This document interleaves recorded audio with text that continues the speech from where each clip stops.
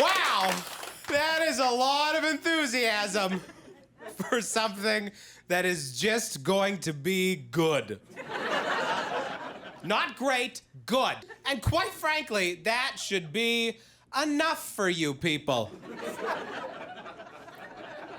Since when is good not good enough? Nowadays, everything's gotta be great. If you say not great, that's just another way of saying bad. How's Tim? He's not great. Oh, no. Yeah, he's probably like a 9 out of 10, the poor guy. Oh, sure, on the outside, he acts like everything's perfect, but on the inside, I know. He's only almost perfect. So we're gonna be good. That's what we're aiming for. Good. It's not gonna be Hamilton. You're not gonna be humming my jokes as you're leaving the theater. Oh, I feel like I left some people out of that one. Hamilton is a hip-hop rap musical, which is a whole lot cooler than I just made it sound.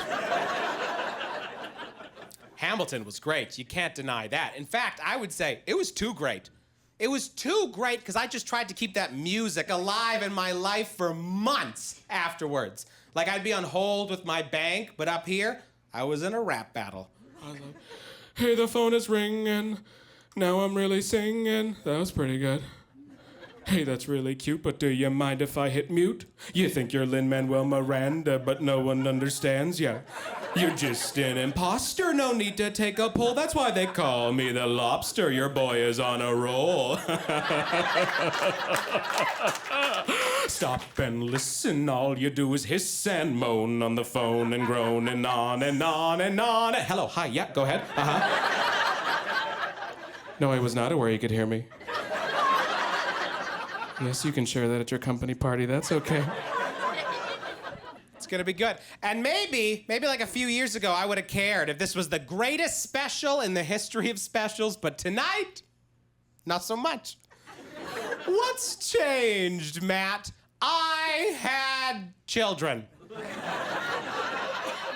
Children change your perspective on everything because kids don't care about greatness. You know what kids care about? Buses. Kids love buses. Do you know how innocent you need to be to love a bus? Like if you see a bus and you're filled with wonder, you are new to this earth. You know how quickly you figure out buses are garbage? Around your second bus ride. It's about halfway through bus ride number 2. You're just sitting there looking around. This is chaos. It's an anarchist dream come true. Just a nihilist aluminum tube with no adult supervision. Well, I mean, there's a bus driver, but a bus driver is not an adult. A bus driver is just a jaded trucker. It's different. Kids aren't obsessed with greatness like adults are. You know what my 1-year-old is obsessed with? This. Bringing everyone their water all the time. That's his whole shtick. Water, daddy. Daddy, water. Water, water, daddy. Water. You're like, thank you. You put it down. 8 seconds later, water, daddy. Daddy, daddy, water, water. Thank you. It's nonstop. I feel like I downloaded a health and wellness app. Just accidentally clicked allow notifications. Water, daddy. I'm just going with it. I'm just pretending I'm raising my own personal trainer. It's just easier that way for me. Water, daddy, daddy, water, water, water, daddy, daddy, vegetables. Get off the couch. Move a little bit. If you can't motivate yourself, who can motivate you? I mean, it's not about numbers on a scale, daddy. It's about feeling good about yourself and living an active lifestyle. And the first step towards achieving these very important goals is water, water, daddy, water. We took our kids to see a dolphin show. Whoa, that premise came out of nowhere. No, daddy, water, water, dolphins, huh? Yeah, there are segues. You just need to look for them. It's like a scavenger hunt. Except instead of clues, you're searching for my talent. It's hidden behind a wall of whatever this is. So both of my kids hated the dolphin show, but for totally different reasons, which kept it interesting. My 1-year-old hated it because he was just fixated on a crumb that was like 2 rows down. He kept going, have it, Daddy, have it. I was like, no, you may not have it. In case you have not noticed, diseases spread quickly. So I had to leave with him. I had to leave. You know how depressing it is to leave a dolphin show in the middle of the dolphin show? You're just walking around outside, pushing a stroller. There's a party happening behind those concrete walls that you're no longer privy to. You can hear all the muffled music and fun. Just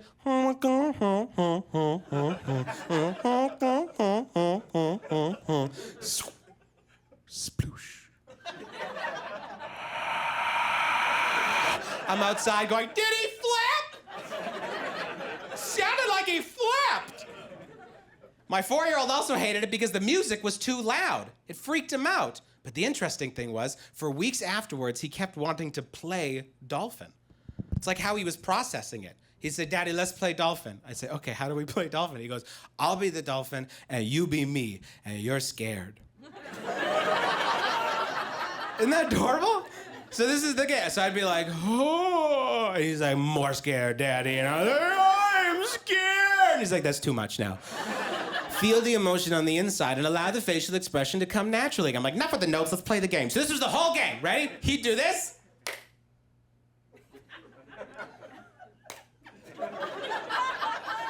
And I'd go, I'm scared. That was it. And then my wife walked in and he's like, Mama, you're the loud music. She didn't skip a beat. She was like, player's gonna play, play, play, play, play. He's like, louder. She's like, hater's gonna hate, hate, hate, hate, hate. He goes, I go, I'm scared. She goes, shake it off, shake it off. Totally normal family activity. For so long afterwards, everywhere we went after that, he was like, are there gonna be dolphins there? I have to reassure him as his father. I'm like, at the grocery store, it's very unlikely. Unless we go down the tuna aisle.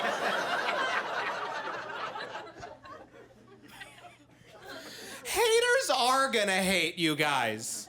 Isn't that true? Like, I'm a writer, and my wife and I, we both write. She's written a novel. I've written several dinner theater musicals. And last summer, we had the wonderful idea of both applying to be registered and verified writers in the eyes of the Canada Arts Council. Little Mermaid. And she got her acceptance letter right away.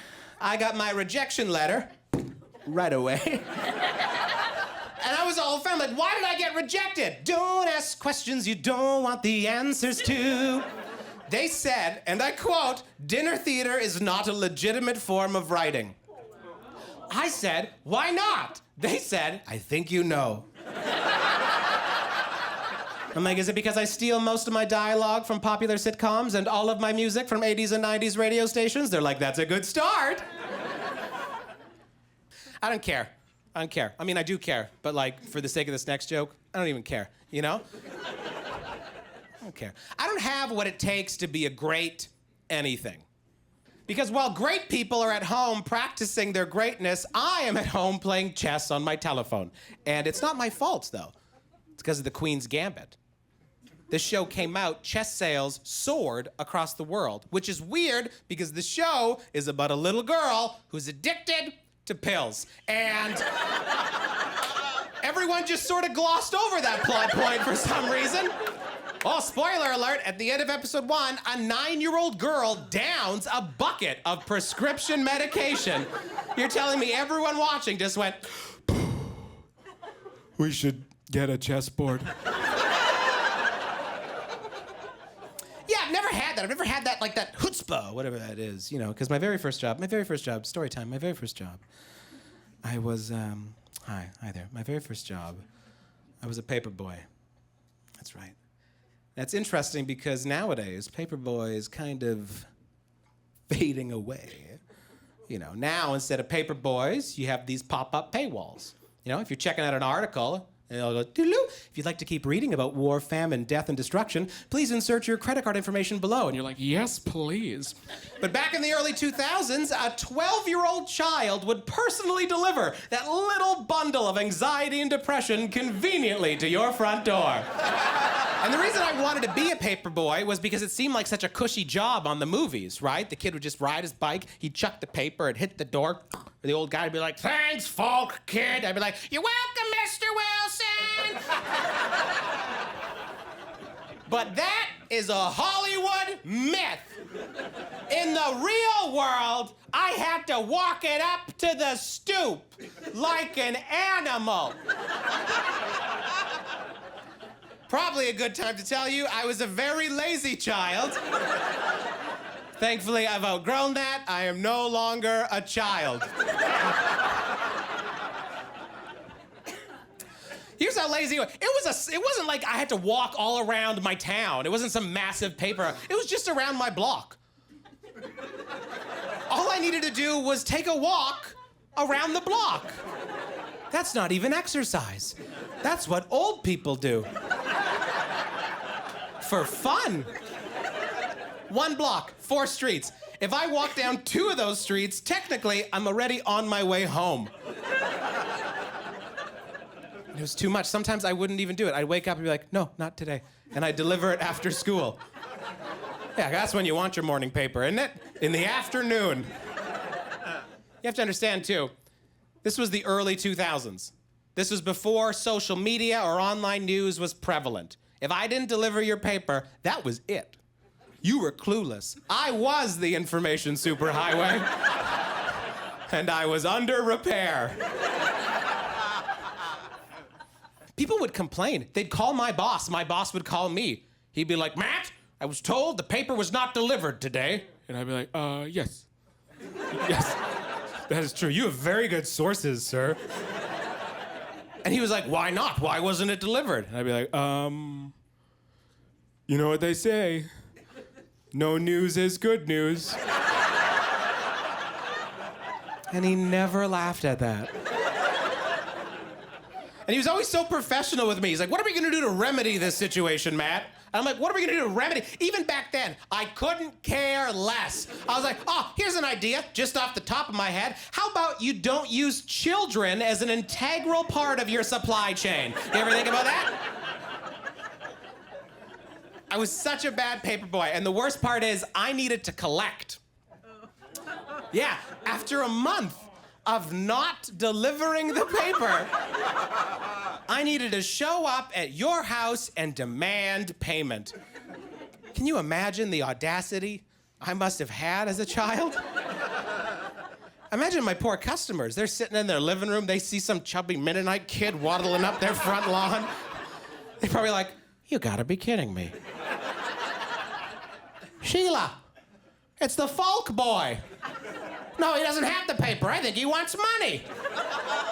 Hello? Hey, you know that service where you never get the thing you want, and when you do, it's not on time? That ain't free. I wasn't a good paper boy, but I wasn't interested in being a cog in their corporate machine. No, I was an innocent, you know? Here's how innocent I was. Around that same time, I remember that I rented the video game Grand Theft Auto. Yeah, GTA number 1. And I returned it. I returned it because I was offended by the swear words that were in the lyrics to the songs on the radio in the pretend cars.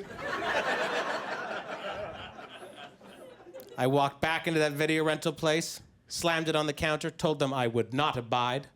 I walked in a 12-year-old boy, and I walked out a prudish old lady. And I've never looked back. But looking back,